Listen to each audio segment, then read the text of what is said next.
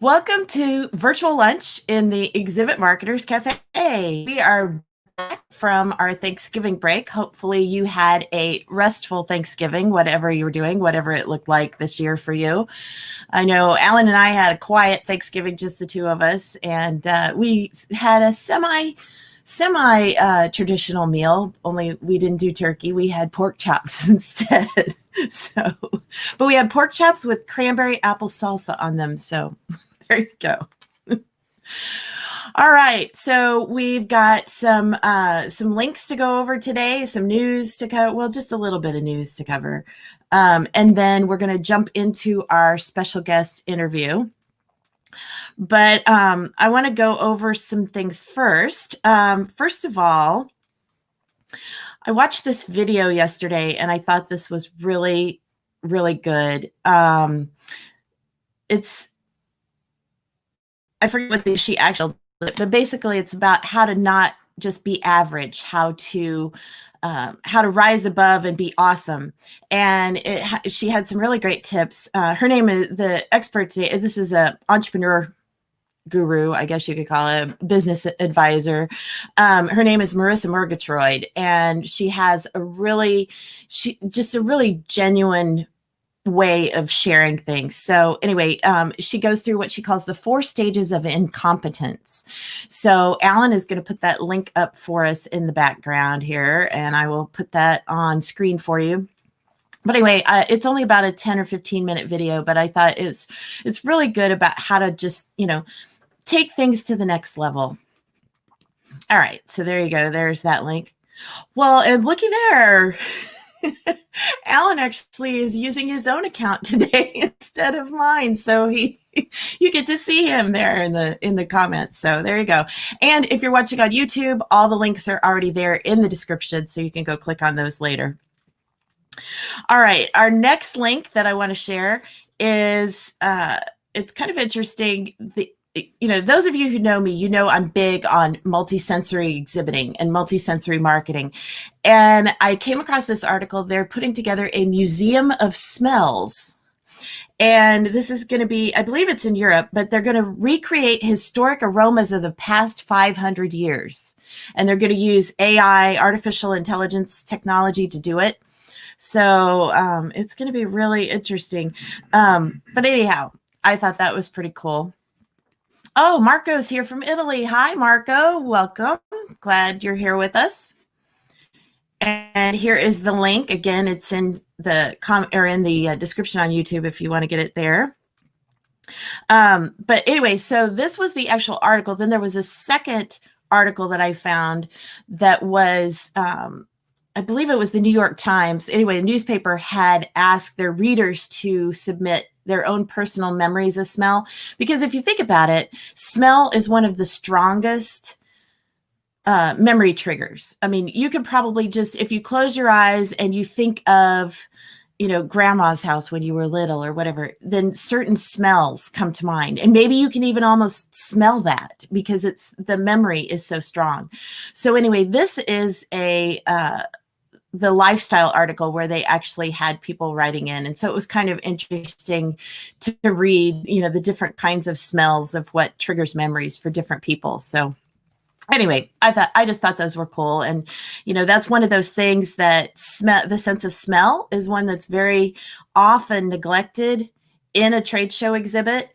And obviously it's much harder even to do something related to smell when we're in the virtual world, but there have been some exhibitors and some events that have done a good job this year. So it is possible. And Chuck is here from St. Louis. Chuck, I'm glad to see you're here because you'll appreciate the next link that I'm going to share. It is that Tower Records is returning after 14 years. And so, I don't know that I could say that I had personal experience with Tower Records ever, but just they're like a legendary company. And so to think that they're coming back after 14 years, and they're not the only ones. I've heard of some other companies that are kind of sparking a revival. So it's kind of interesting to see. It's kind of like, in the forest when there's a forest fire and all the trees burn down, and then you go back later and there's like all this new growth popping up. So it's kind of interesting to see how, out of all of the, I guess you could say all the rubble of this year, that there are some things that are happening, and, maybe some revivals, I guess you could say, or some new sparks of life. So anyway, that was just kind of a fun little bit of trivia. And Chuck says vinyl is back. It's really funny. It is. And that's been another trend this year that's been really interesting, is that low tech is coming back. And it's in a number of different ways. Paper, the print industry, obviously people are doing more direct mail now because, they can't do as much of a lot of other kinds of marketing. So, direct mail, paper products, paper media, books, physical books, so it's really interesting to see how things are kind of coming full circle, and we're kind of coming back to some different things that had, we thought maybe permanently gone away, and now they've come back. So, okay. So the next one, tying in kind of with that, VR, virtual reality. This was a really interesting video I came across of doing time travel with virtual reality.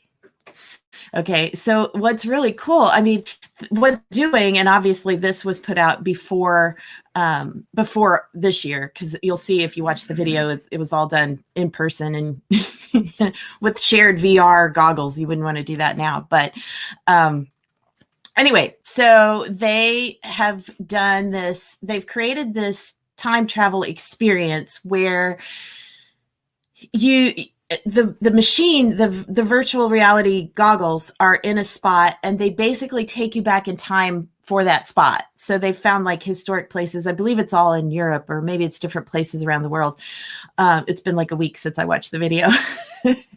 But anyway, they have these different locations where they have the goggles, and you can look and you could see what was going on 100 years ago or 150 years ago or whatever in that spot. So it was kind of interesting. And if you're a little bit of a tech geek like I am, it's really fascinating. But what I thought was cool about it was that you could take that same concept and do something on the show floor as well. Now, obviously, you wouldn't want to use the shared goggles, but there's technology coming out where you can have, even just there's little, like the Google Cardboard, where you just stick your phone into this little device, and then you can use your phone as the VR viewing tool. But I'm just thinking, as we go forward, first of all, for online, especially, to have what do I say? A complimentary, I guess, virtual reality experience that goes with your virtual booth. So somebody could be experiencing something maybe in real time along with you. And then obviously when you get back to real world events, face-to-face events, to be able to use virtual reality as another tool. So anyway, just kind of an interesting, inspirational. I see Rama is here from Left Promotions. Welcome, Rama. Always good to have you here. It's nice to always see my regulars popping into the cafe every week. So, and I want to be sure and remind you, this is going to be our last, I guess you could say, traditional virtual lunch of the year. Next week, we will be doing our holiday gathering. So Alan's going to put that link up because it's a different platform. We won't be in Facebook and YouTube next week. We're going to be in, today's topic is all about networking. We're going to be in a virtual networking platform next week. We're going to be sitting at virtual tables and talking to each other and interacting. And I think it's going to be a lot of fun. We've got some fun activities planned. We've got, Alan and I are going to share some holiday recipes with you. There's our link for next week. But we're going to have some holiday recipes. We're going to talk about some fun stuff. I'm going to have some kind of games and activities for you. And then we may even have a special musical guest. Wink, wink. So anyway, anyway, it's gonna be fun. So it'll be longer. We're gonna do, the whole hour instead of just half hour. So, you can hop in and out, but it's gonna be fun. And if you haven't tried out the Air Meet platform, it is very, very cool. I've actually sat through 2 demos in the last week. One was at from 1 to 2:30 in the morning because they're based overseas. So anyway, but it's just really cool. So anyway, all right. So there's that. And I'm just looking. Oh, and then as far as news, I didn't have, of course, it was a holiday week, so I didn't have really much industry news. But one thing I did find that was interesting is that flights will be changing. Airlift will be changing. And it's already started. Southwest is moving into Miami Airport. And then shockingly, O'Hare. I mean, I can't believe, they were Southwest was Midway, or Midway was Southwest, I guess. And obviously they're not going to give up Midway, but they're going to be doing some flights into O'Hare and also Bush International in Houston. So anyway, that's interesting. And then they said that there's 6 more cities coming next year. So that's another example. We were talking about things evolving and coming back. Well, there's also new opportunities opening up. So anyway, it'll be interesting to see how that's going to change.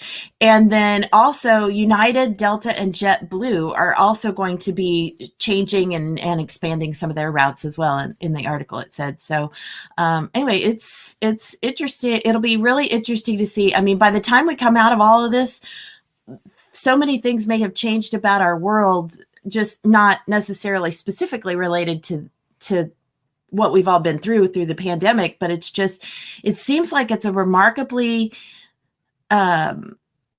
innovative time, and it's like everybody's starting to rethink everything. And I saw an interview with the CEO recently, and he said, basically we've taken a look at the company from top to bottom, and what can we change? What can we revamp? What's really not working? What can we innovate? So, this could be our modern renaissance, really. So it's going to be exciting to see. I know we're all looking forward to 2021 and turning that page and what's going to happen. So anyway, so those are some very encouraging bits of news. All right, so our guest today, I've known for a long time. I'm sure many of you have known for a long time, but Nancy Drapeau is a 27-year market research veteran, most of that time spent in the B2B exhibition industry. And she is, of course, with the Center for Exhibition Industry Research, or CEIR. And there she conducts industry-wide studies and reports on industry trends. In 2019, she was named to BizBash's 1,000 Most Influential People in Events list. Woohoo! That's pretty big achievement. She's a well-respected industry speaker and a member of the Industry Insights Association and the Event Industry Council's Research Committee. And she is my go-to person when I'm, working with a client, or I'm writing an article or a book or whatever. I contact Nancy and say, hey, do you have any stats for me? Do you have any data for me? Or do you have updates on this? So she's going to be here today to share with us about the most recent report that CEIR's been working on. So I'm anxious to have her here. So Nancy, thanks for joining Virtual Lunch. Thanks, Marlis. And, I loved hearing all of these other ideas that you're monitoring, or trends, and a lot of good stuff to the notion of retro and everything else. I could start talking about those things with you. This is great. All the insights you're giving folks that are listening in. So I'm privileged to be here. Well, thanks, Nancy. Yeah, you and I have some great conversations sometimes. We kind of go down a lot of rabbit holes. I know, we do. Well, let's start out talking a little bit about this matchmaking report that CEIR did. You did it in partnership with SwapCard, right? There it is there, Marlis. You wanted me to. Yeah. So anybody can go to our website and download it for free. This research CEIR did for SwapCard. So the white paper part was written by Michelle Bruno for SwapCard, but the detailed results, the study results, are also in that document. So it's a great resource for those who are interested. Pull it down. It is. And the fact that it's a free report, so everybody can go grab it and get access to all that wonderful information. And Alan will put that link up too, so we can have that for folks to go click on. So let's start out. Let's talk a little bit about who did you interview? How was this study done? Sure. Who are the people that you talked with? Right. So we reached out to executives at organizations that traditionally run, well, traditional trade shows or manage those types of events in North America. So the United States, Canada, Mexico. So the end result, now this survey was fielded right in the midst of like that first wave of COVID. Mm-hmm. So members of CISO IAEE and those who subscribe in some way to TSNN were all invited to respond to that study. End result, we have 119 executives from those different regions, really nice high quality audience that participated. So it was fielded in mid-May through early June. Which feels like a lifetime ago now. It does. It was great. We got people to talk about attendee matchmaking in general in the midst of everybody scrambling and trying to figure out what to do in light of COVID. Yeah. Yeah. Well, and I know you can't really share, but you're working on a part 2. And so you redid that study again later for part 2? Well, so, I mean, just in terms of talking about,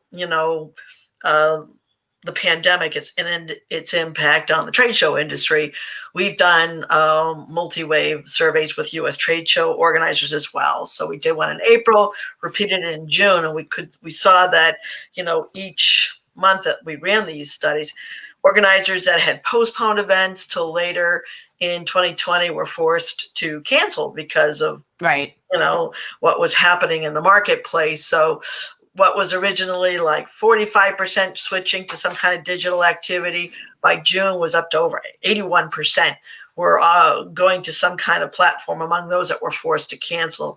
And there was a very large incidence of cancellations by that time. So the Research Council said, we need to get a better handle on what's going on out there, what's in a virtual event, to provide baseline data in a rapidly changing business environment. So yeah, we launched a survey which is actually global in scope.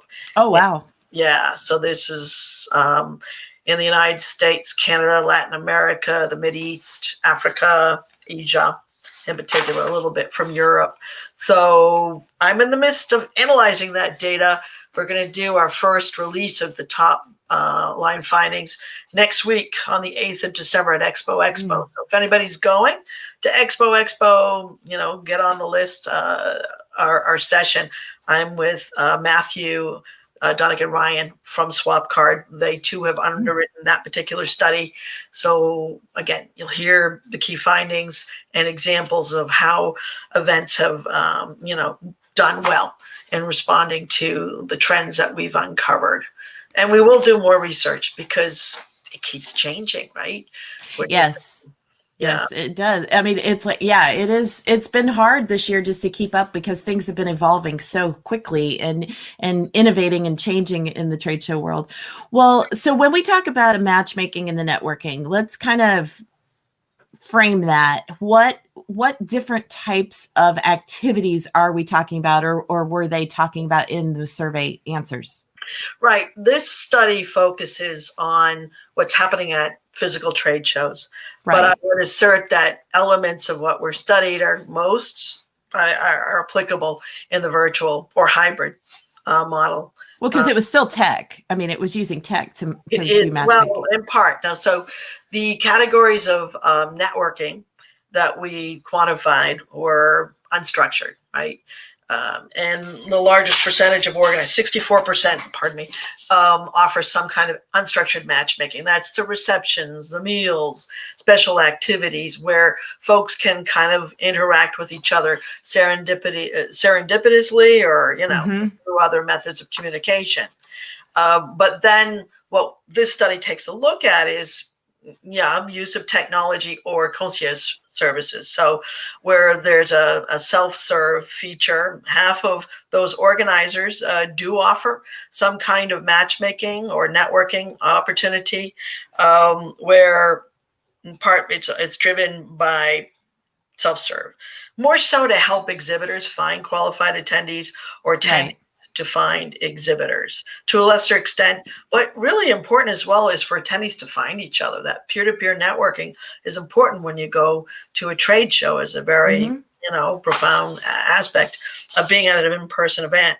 To a much lesser extent, 31% offer staff-assisted concierge, that old-fashioned concierge hand-holding process of, reaching out to attendees, recruiting them, getting them to commit, etc.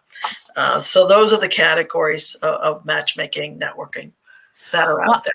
I'm actually surprised there's still that large of a percentage that's doing the concierge service, because that's a very time-intensive, labor-intensive process for the show organizer to get involved with. So that is kind of unusual. But again, going back to the tech world, there is a lot of the technology now that's using the AI and things to help match. I know I was actually it was on a SwapCard hosted. It wasn't a SwapCard hosted, but it was on the SwapCard platform event recently.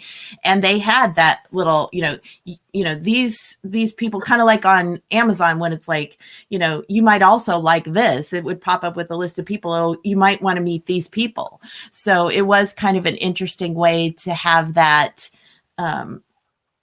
recommendation, that personal recommendation to some degree of who to go network with. Right. I think you need to know your target audience, if it's really high end, if it's the CEOs and the like, still boomers, they might want that, hand holding and the like. But I imagine, over time, and millennials are the largest generation in the workforce. I mean, technology is like another, limb, right? Yeah. They think twice about it. But to the issue that you're talking about, retro, you know who's driving that retro movement? It's younger millennial folks, including my son. And well, they're Gen Z.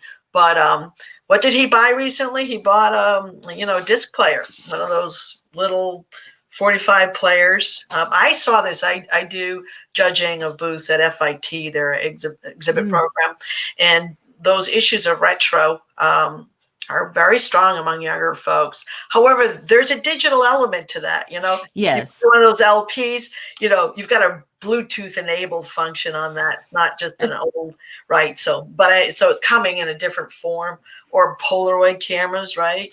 Yes. Yeah. So, but back to networking. We shop online, so there is an expectation, there is a behavior to co-opt, right, and leverage to full advantage for in-person events or hybrid or for completely virtual. I mean, those tools should be used. I would imagine people will expect that they have access to this, and whatever. Definitely. Yeah, those searches aren't that good. Be careful. If your algorithms, if you rely purely on AI, be careful. Somebody better be watching the outcomes of that to assure satisfaction that it delivers to the promise. But yeah. Well, and that's true. And and the thing with the AI, I think it'll continue to get better over time. And it probably, at this point, I'm sure a lot of it is that, the more people get involved and actually use the platforms and really take advantage of it, I think it will get smarter and it'll learn from there. But just the fact of that it, excuse me, that it gives you suggestions of people you might want to go meet. I just thought it was kind of cool and kind of helpful. Right. I think it's a great tool. Our attendee ROI report series that we did 2018, another resource to pull down for free. People pre-plan. Definitely. And they track what they're doing. So in essence, there are these various interactions, and that tool for pre-planning to find suppliers, to set up those meetings with new and prospective suppliers, as well as folks you want to meet. It should be part of the offering. Again, I don't care whether your show is in person or online or a combination thereof. why not do that to enhance the value and the opportunities that, participants will get out of investing in one's show, right? But our research suggests that this availability of networking tools is really first and foremost invested in predominantly. It's more apt to be the case that the organizer pays for this service because they want to keep their exhibitors happy, right? So they want to make sure that the sales leads and the quality of those sales leads are the best that they can be. And then on a secondary level, supporting the needs of attendees, simply that. Well, and let's kind of on that, let's talk about our attendees and exhibitors using it. What did you find in the study on that data? According to the organizers, they say about half of those that have access to whatever tools are available are using them. And there's a little bit of frustration, right? You can lead a horse to water, you can't get them to drink. And I mean, it is what it is. Isn't that true as well for show mobile apps, right? Right. Now, go ahead. Oh, I was just going to say, and the thing is, they don't really have a way to track face-to-face how much people are using, so they don't really know if it doesn't involve an app. They don't really know. There may not be more than half the people at a physical show that are really truly getting involved in networking and meeting people. I mean, there may be a lot of people that are just, walking the show floor and not going to the reception or whatever. Well, it all depends upon what the attendees want to achieve. Right. And if that's what they want to do, and it's the nature of an open platform buying event, that's fine, as long as everybody's happy. But I mean, obviously platforms that allow folks to set up these events and they're using the tools within the systems made available by the organizer, the power of that data is tremendous for a number of purposes, for the organizers, for the exhibitors, and for the attendees, right? So that's the power of using a self-serve platform or even a concierge one. But those, again, the concierge staff assisted is, again, it's not as pervasive out there. It's the self-serve platform. Right. So are show organizers offering incentives for the attendees and exhibitors to really use these tools, or is that just kind of, they just put them out there and say, hey, here you go? Fewer than half that offer a self-serve platform, 42% offer something, and what they might offer is free entrance into the show, and to a lesser extent, free hotel. It's like 31% or something like that. Whereas concierge, now that's where, the concierge model is a higher end one, where. Well, in the hosted buyers and all that format. Yeah, but it's the same, incentives of free entrance and a little bit more of offering of free hotels. But there's a catch. If, where you get these incentives on average, you need to show up to like 10 appointments or a median of 6. So there, if you're going to get a freebie, you need to make sure you're showing up in that situation. But what I found interesting is this: show up rates are quite similar whether the self-serve platform is used or concierge. So now exhibitors show up at a higher rate, almost like over 90%, and it's like 80% show up rate for attendees. So that's incredible, right? Yeah. But it might be the case then that's because, self-serve, I mean, there'll be a niche of buyers or attendees that are accustomed to doing everything in their lives that way. They might not want to be bothered by anybody. They're just looking for what they want to do, set it up. But to have those tools that do that such that they feel like it's maximizing the investment of going to a show, that's fantastic, right? They show up. So in essence, it suggests that once somebody commits to an appointment, they're going to follow through. Well, and I think that's awesome. And I know one thing that I keep hearing over and over again, that one group of people that really have actually kind of enjoyed the virtual side of things this year are the introverts, who maybe aren't as good about networking in person, but they're not as intimidated in doing it in a virtual platform or using the app, like you said. So it's kind of interesting to see how that's been evolving this year as well. Perhaps so. We have no data on that, but that's an interesting perspective. Well, I also wanted to share that it just so happens that tomorrow I am the moderator for Expo Chat, and we are going to be talking about how to make virtual networking work better in a virtual platform in the virtual world. So so there is the link, and I know again it's long. You can just go to tsnn.com and click on the Expo Chat link up at the top of the page. But yeah, so that will be our topic of conversation tomorrow. So if you are here with us today live and you want to go check it out and get involved in a more in-depth conversation tomorrow, there you go. There's your opportunity. So, well, let's talk a little bit about, and again, I know you can't really go into the second half of this, but doing the first part of the study, did you find at that point were there starting to be any trends that were emerging in the virtual side of things? Well, we did add some questions related to COVID in that first survey. So again, at that time, 45% of surveyed organizers said they were being forced to go to a virtual platform, but their perception is going virtual enhanced the importance of attendee networking as an area of focus. And as well, at that time, about 42% were actively looking for providers for platforms to run their events virtually. Now, it doesn't go much deeper than that in that study. But again, relating to the global study that we just completed. And again, I want to motivate folks to join me on the 8th of December. But inevitably, we're all in this together in the midst of an unbelievably profound transformation, a period of experimentation. Mm-hmm. I mean, it's one thing to share, it's that, COVID's pushed traditional trade show organizers into the virtual realm, but there was an interest there. And so now they just had to jump in the water faster, and everybody's swimming.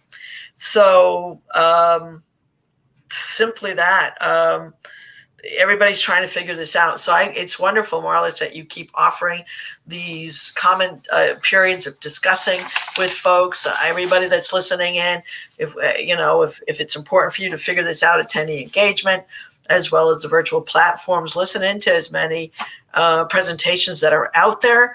Why? Because we're all experimenting. Nobody's got the secret sauce yet, right?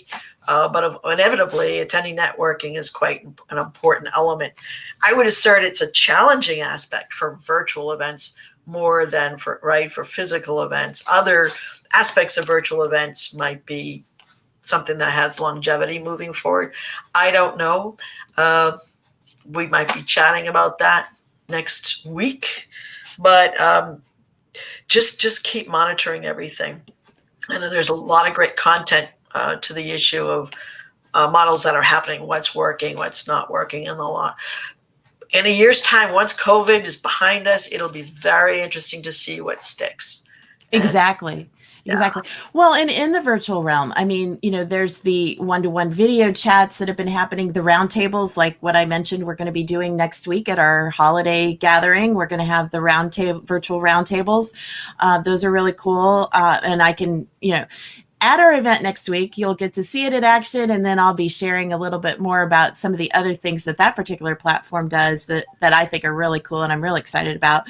But, and then there's also some of the software is offering like private chat rooms. And so there's a lot of different things. And like you said, Nancy, I mean, so many of these things are evolving, and, there may be, the latest cool thing that hasn't even popped up on the horizon yet, but it is, like we said earlier, it is the opportunity for companies to innovate and come up with creative solutions. And I think that, so many platforms have done that this year and made it possible. Like you said, back when you guys did the initial study, there were a lot of things that probably hadn't even fallen into place yet that now, people are starting to take advantage of some of these different platforms. I think the biggest opportunity is, connecting to a larger community, right, as it relates to networking. I think virtual has a much harder time delivering something of meaning, from the exhibitor side of the equation. Maybe it's easier if you've got a service, something that's not tangible. But you were talking about, were you talking about something about the sense of smell at the beginning? Yes. Right. The So Museum of Smell. are we going to have smell-o-vision? I don't know. But I mean, it's kind of like, do I want a potato chip or do I want a Pringle? I mean, if we're going to like have to reproduce something and evoke it over, into the virtual space, I don't even know if I want to do that. You know what I mean? I don't want to reconstitute, pizza sauce. I want to taste it, right? Like the Star Trek replicator, just hit the button and then it appears. Yeah, well, that would be amazing, but I don't know how long that'll take. Yeah, I don't know. Well, but I mean, it is really cool to see the kinds of things that have been happening in the virtual networking. And like I said, we'll talk more about, a lot of people will be sharing examples and ideas tomorrow on Expo Chat. So, Nancy, thank you so much. The time just flies by and there's still so much more we could cover, but I really appreciate you being here today and for sharing all of this insight that CEIR has gathered. And everybody, remember, you can go download that report for free, that matchmaking report. So go get a copy of that. And one thing that we didn't mention is in the back, there's actually a checklist of how to design a matchmaking program. So, some great resources, great information, great ways to move forward. So again, I want to remind everybody that next week we will be same time, different place. So I will be sending out a LinkedIn invitation later today so that you can go make sure that you've got the right link and you join us in the right place next week. But I'm really looking forward to this because, you see me every week. I don't necessarily see your faces unless they pop up in the comments. So we're going to just have some fun time next week and, do some networking, do some camaraderie. And, that's what I've been trying to do all year is not only bring you information, but also create a community. So we will gather together as a community next week. So Nancy, thank you so much for taking time out to be here when you're in the middle of getting that next report ready. Pleasure. Thank you for letting me join you today. All right. And we will see everybody next week for our holiday gathering. And then after that, we're going to take a break and we will gather again together back here in the usual format on January the 12th. So see you next week at our holiday gathering, everybody. Bye.